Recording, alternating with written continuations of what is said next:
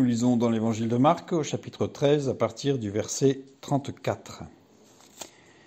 Il en sera comme d'un homme qui, partant pour un voyage, laisse sa maison, remet l'autorité à ses serviteurs, indique à chacun sa tâche et ordonne au portier de veiller.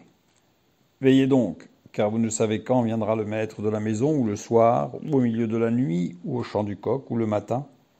Craignez qu'il ne vous trouve endormi à son arrivée soudaine. Ce que je vous dis, je le dis à tous, veillez. Dans ce passage, on voit que Jésus exhorte à veiller. Le passage est clair, je m'arrêterai juste sur le terme « endormi ». Le terme « endormi » ici, « kateudo », veut dire « endormi » s'il est suivi d'un datif, c'est-à-dire s'il est suivi d'un descriptif qui permet de dire « où », « quand ». Or là, il n'y en a pas. Donc c'est-à-dire ce verbe ne veut pas dire endormi, il veut dire être couché, peut-être pour dormir, mais c'est même avant de s'endormir. C'est-à-dire que Jésus nous met en garde contre même le fait de s'accommoder sur quelque chose qui pourrait nous amener à nous endormir. Donc veillons, restons vigilants. Puis le chapitre 14, verset 1. La fête de Pâques et les pains sans levain devaient avoir lieu 2 jours après. Les principaux sacrificateurs et les scribes cherchaient les moyens d'arrêter Jésus par ruse et de le faire mourir. Car ils disaient que ce ne soit pas pendant la fête, afin qu'il n'y ait pas de tumulte parmi le peuple. Ici, je m'arrêterai juste sur 2 mots. Ruse, par ruse, le terme ici, dolos, désigne tout objet, toute action, toute parole, tout en fait, qui peut servir à tromper. C'est pas uniquement le fait de ruser, mais ça met en garde en fait contre tout ce qui n'est pas de la vérité en réalité.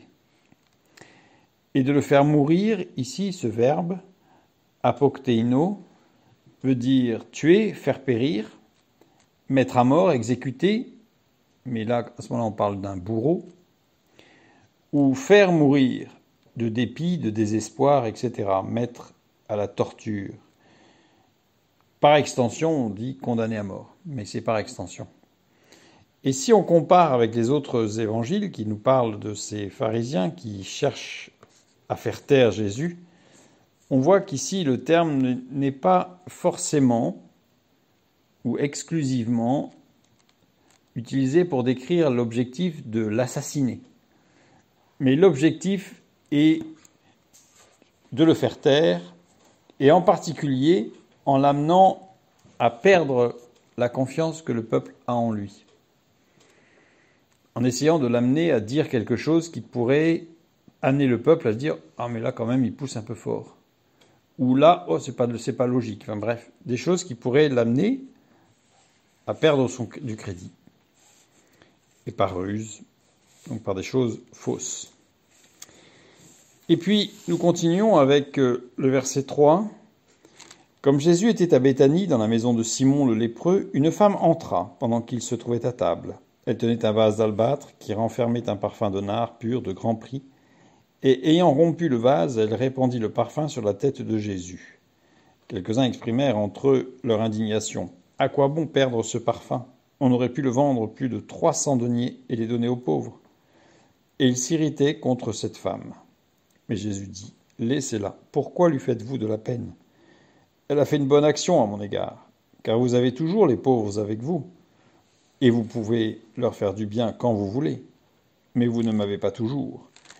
Elle a fait ce qu'elle a pu. Elle a d'avance embaumé mon corps pour la sépulture. Je vous le dis en vérité, partout où la bonne nouvelle sera prêchée dans le monde entier, on racontera aussi en mémoire de cette femme ce qu'elle a fait. » Ici, la comparaison, si nous devons comparer les différents évangiles qui nous parlent de ce récit, tout d'abord on se rend compte qu'il y a un texte qui est dans Luc et qui ne correspond pas à cet événement mais à un autre. Mais c'est surtout ce que nous pouvons voir, c'est qu'en fait, il s'agit de Marie de Magdala. Marie de Magdala qui a, entre guillemets, dans les évangiles, l'exclusivité sur ce vase d'albâtre. Ce vase d'albâtre était particulier. C'est ce qu'on appelle en grec un lécite, c'est-à-dire que c'est un vase à col très très fin.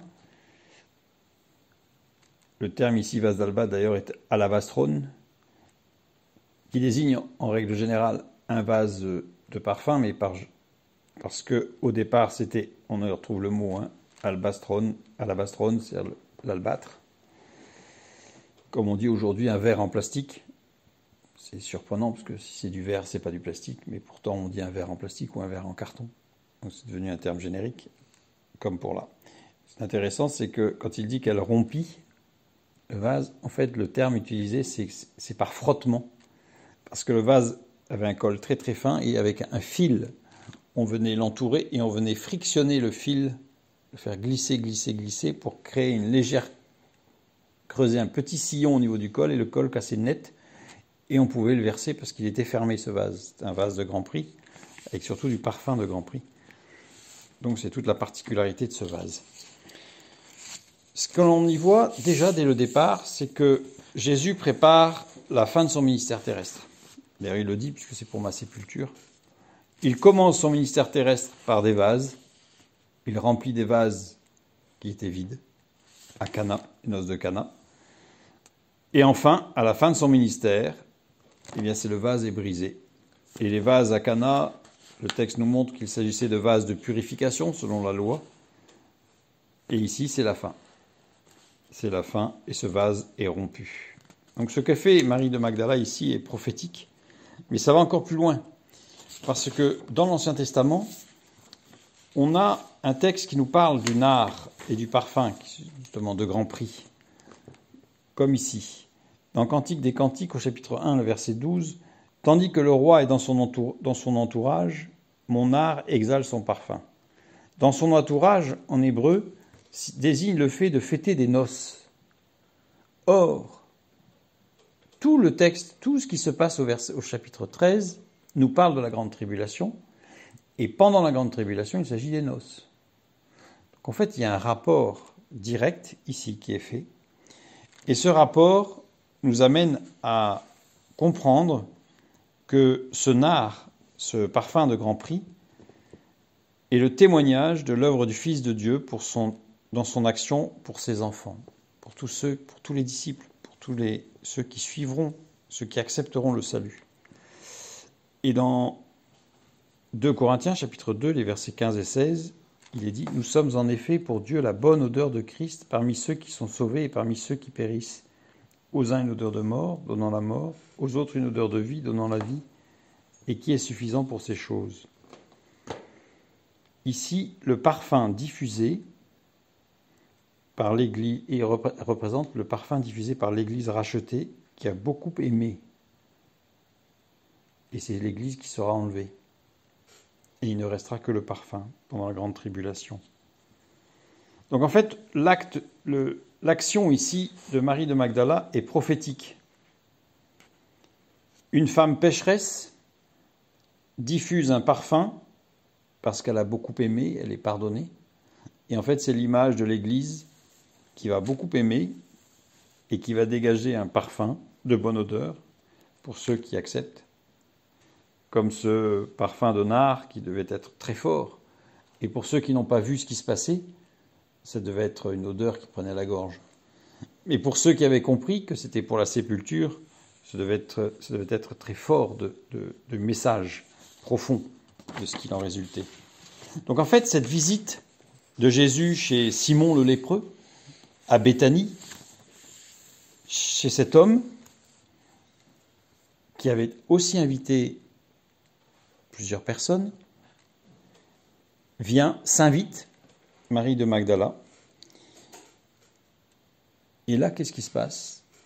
Eh bien, en fait, elle va déjà, outre le fait que prophétiquement elle parle de l'Église, de l'œuvre de Christ, mais elle va déjà préparer Lazare, Marie, Marthe, puisque c'est dans le village, à Béthanie, sur la prochaine visite que Jésus fera à Béthanie, durant laquelle il ressuscitera Lazare.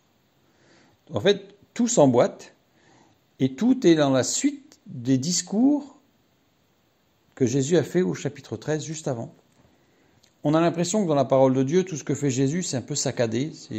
On a des petits bouts comme ça qui sont répétés, qui nous sont rapportés, mais il n'y a pas forcément de lien entre eux.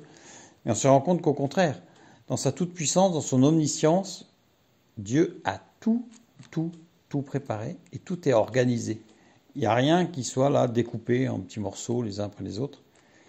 Au contraire, tout a été fait dans un ordre parfait. D'ailleurs, Jésus sur la croix a pu dire « tout est accompli » avec précision.